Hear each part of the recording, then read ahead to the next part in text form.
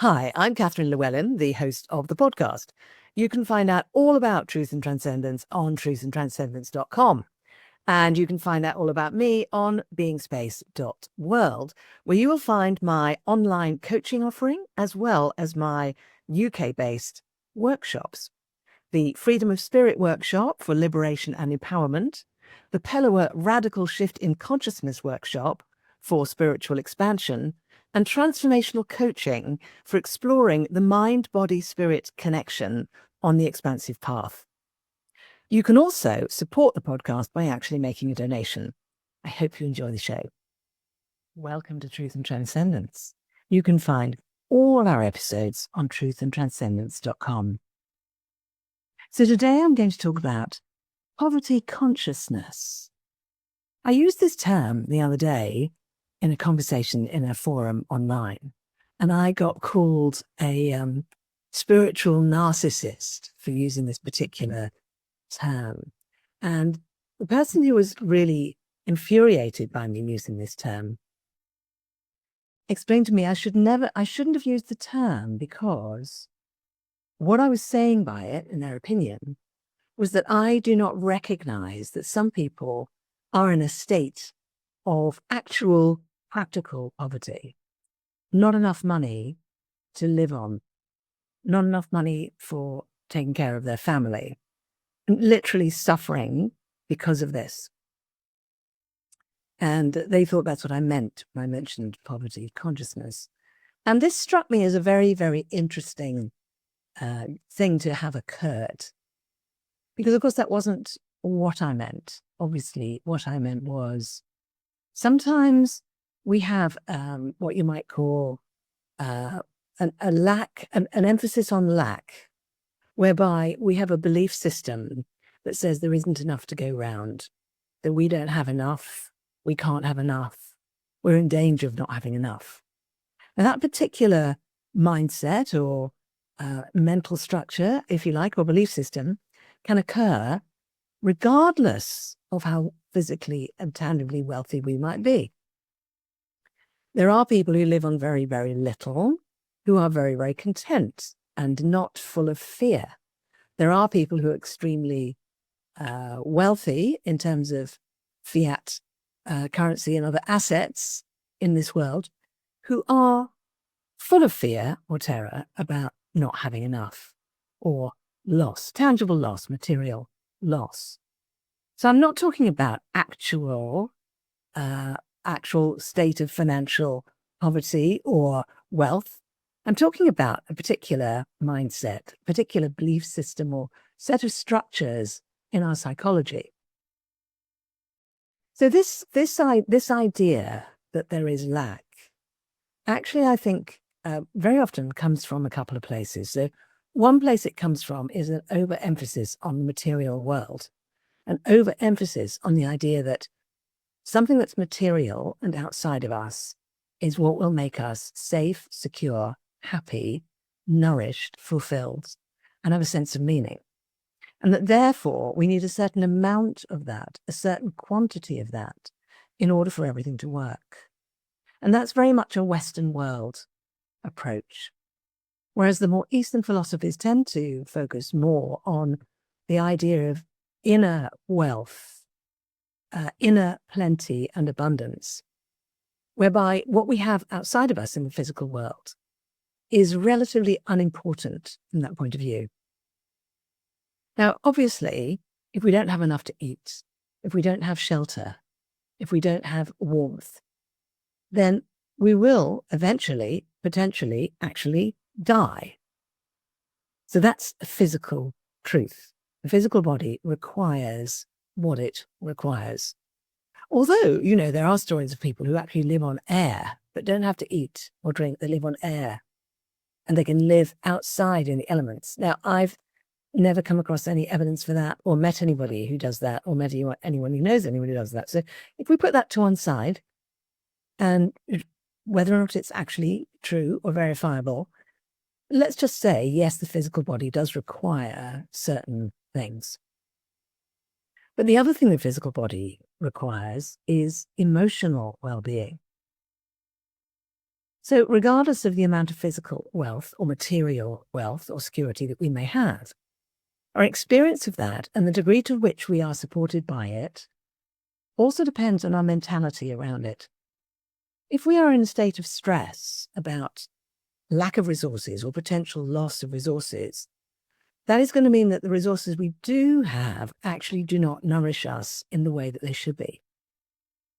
It's possible to eat an extremely nourishing diet, but if we're in a state of stress, constantly overworking, constantly in a state of sleep deprivation, that nourishment is not properly processed by the body.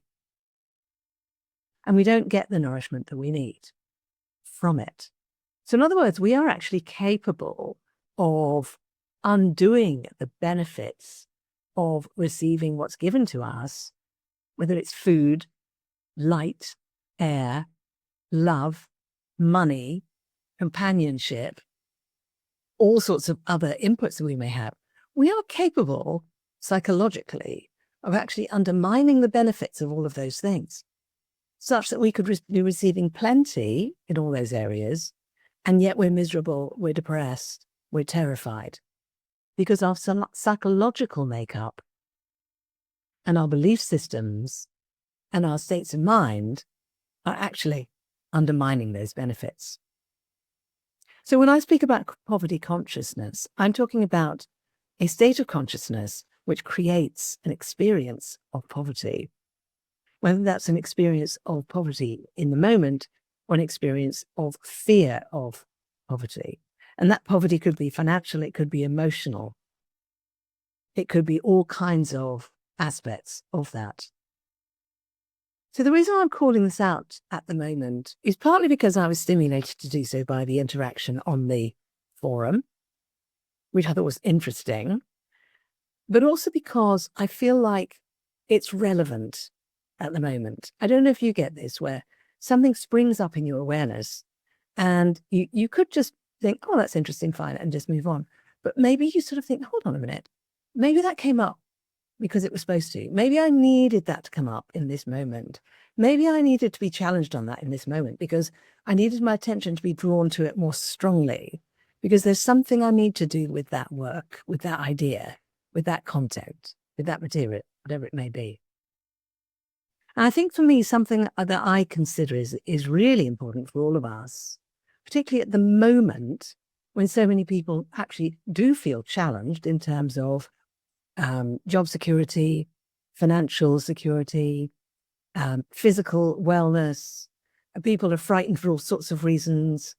There are all kinds of things going on that could be a challenge that could actually trigger in us or enhance in us a poverty consciousness.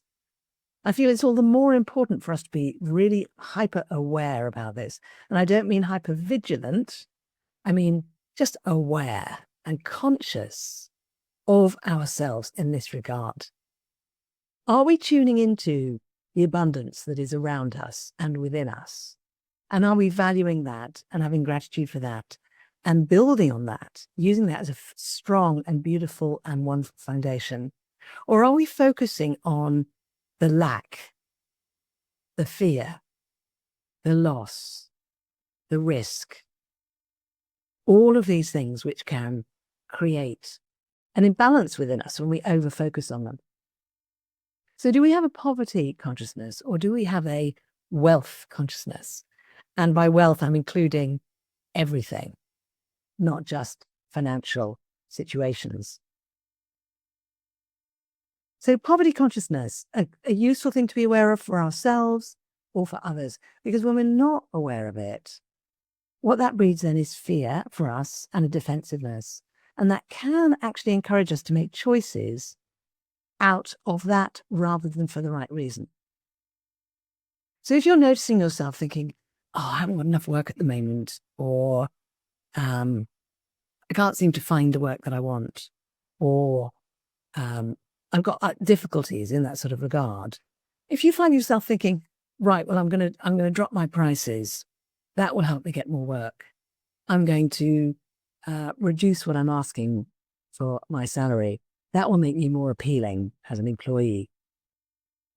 Just question that in yourself and ask yourself, Are you doing that because of a poverty consciousness? In other words, a belief system which emphasizes lack and loss?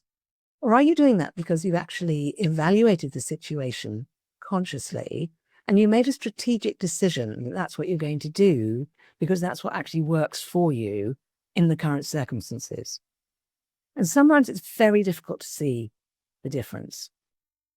This also shows up in relationships. If we take poverty consciousness into a relationship, we might say to ourselves, well, I'm going to ask for less in this relationship than I would like to, because actually what I'm probably going to get is not what I want. And I won't find anybody else anyway. So I have to hang on to this person for dear life. So let's let them get away with things a bit more. Let's compromise a bit more, because otherwise they're going to leave me and then I'll be alone. I'll never find anybody else. Now that's a poverty consciousness in a relationship context. Whereas the abundance consciousness would say, isn't it fantastic that I've got the capacity to love and to be loved? Isn't it wonderful to have this person in my space? Let me celebrate that. Let me honor that by being truthful about my needs and about what I want to give and what I can give. And let's find out what they need and be generous and grateful in relationship to that. And the fantastic opportunity that we both have to negotiate between us so that we both end up getting what we want. Or that we both discover that we're actually not a good match. And then in love and respect and gratitude, we are able to move on in the knowledge that there are another 7 billion people, probably 3.5 billion of the correct gender, if we're interested in particularly one gender, are out there for us to encounter. And who might we find? Who might find us? I had this fantastic relocation agent who, her name is Victoria. Wonderful, wonderful woman. And she had a very interesting career structure. She did relocation agency alongside hypnobirthing. Extraordinary. But she brought this lovely, containing and supportive quality to our relationship with me as client and her as the relocation agent. And whenever there was a property that we found that I just fell in love with, if I then lost the property, someone else overbid me, or for some reason I couldn't get the property, she would always say, well, you know what that means, Catherine? It means there's something else out there that's as good as or better than that for you. And when we went into it with that attitude, which is what we always did, I always had a few moments, wobbly moments, where I'd go, oh no, I'll never find something as good as that. I'd go into that for a bit. But we always found that was verified. And I'm sitting somewhere now in a house now which actually bears this out, which just suits me so well. And I found this house after, I think it was 3 different properties that I thought were ideal, and I failed to secure any of them. And then this one came up and it was perfect. So this poverty consciousness thing and this abundance consciousness thing are just very, very helpful and useful in terms of our state of mind and how it affects how we encounter our lives and how we make our choices. And this is not about positive thinking. This is not about saying everything's going to turn out, and if I believe everything's going to turn out, then it will. That's not what this is. This is about choosing where we place our attention, and it's about noticing if we seem to have a kind of structure or a pattern in our mind which tends to lead us towards assuming that poverty is the outcome, assuming there's only so much to go round, assuming lack, assuming the likelihood of loss. So I want to say thank you to the person who became really angry with me on the thread for actually really drawing my attention to this more strongly and encouraging me, although they don't know they're encouraging me, to do an episode about it. So there we go. There's another abundance consciousness response to the fact of that, at the time, interesting and difficult conversation on a forum. So thank you for listening and watching. That's all for Truth and Transcendence for today. The show is now being watched and listened to in 102 countries, which I'm so excited about because I just love the thought of all these ideas going out to people in all sorts of circumstances and situations who are choosing to tune in. Who they are, I don't know. Why they're tuning in, I don't know. I'm delighted they're able to understand English, and I'm delighted that they are drinking this in. So please help keeping the show growing by giving a thumbs up, telling your friends, and all the other wonderful things that help to spread the word. Have a wonderful, wonderful week, and I'll see you next time.